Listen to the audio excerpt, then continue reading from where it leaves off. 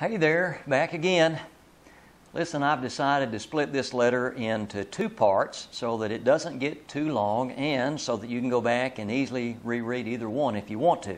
This letter will be about discretionary or controllable expenses, and so the next one will obviously be about mandatory or uncontrollable expenses.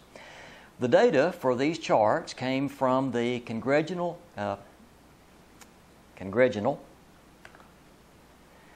Hey, back again.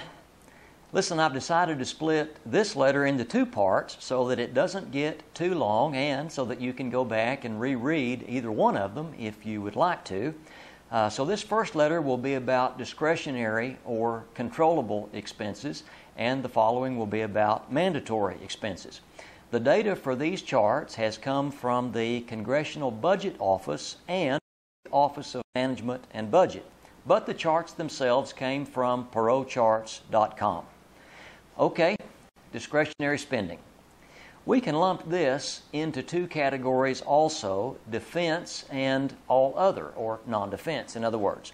Many folks think that we spend too much money on defense, and it's true that in terms of dollars, we probably do spend more on defense than any other country in the world.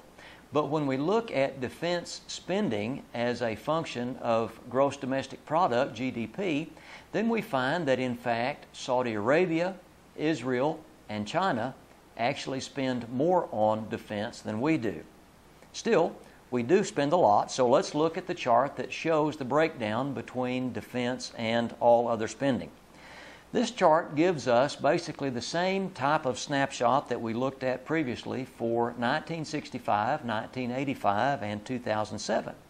You'll notice that in 1965, 66% of our discretionary budget was spent on defense. But in 1985, that number had dropped to 61%, and last year, 2007, it was down to 52%. Had it not been for 9/11, probably that number would be even a little bit lower. Now, here's the important consideration. How much are we spending in relation to GDP? This next chart shows the same history, but now in relation to gross domestic product. Notice that military spending was above 8% of GDP in 1962, but even with the war in Iraq, our military spending is only 3.9% of GDP in 2007. So in real terms, we're spending about half as much today on the military as we were 45 years ago.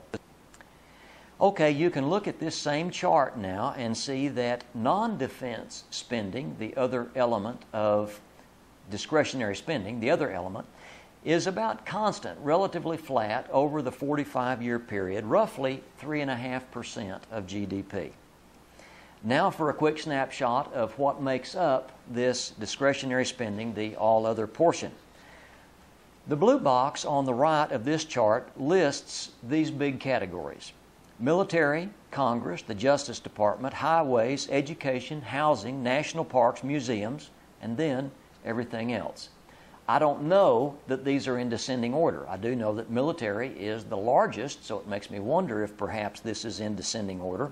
If it is, it's interesting that the Congress is the second item on the budget, spending more on themselves perhaps than everyone else. One more chart. This now shows total government spending as a percentage of GDP for the years 1980 to 2007. Real spending has ticked up in the last few years, but on the whole, real spending has trended down slightly from just below 22% of GDP in 1980 to just under 20% in 2007. Now, if this were a snapshot of my personal finances, I'd actually be pretty happy with this. Since I can't live on credit year after year, this would indicate that I've done a pretty good job of controlling my expenses and that I had extra money in my pocket to buy more toys or for savings or investments. In Uncle Sam's case, it doesn't mean that. Of course, we've already talked about the debt. All right, I'll be back soon with some more charts and discussion about mandatory spending.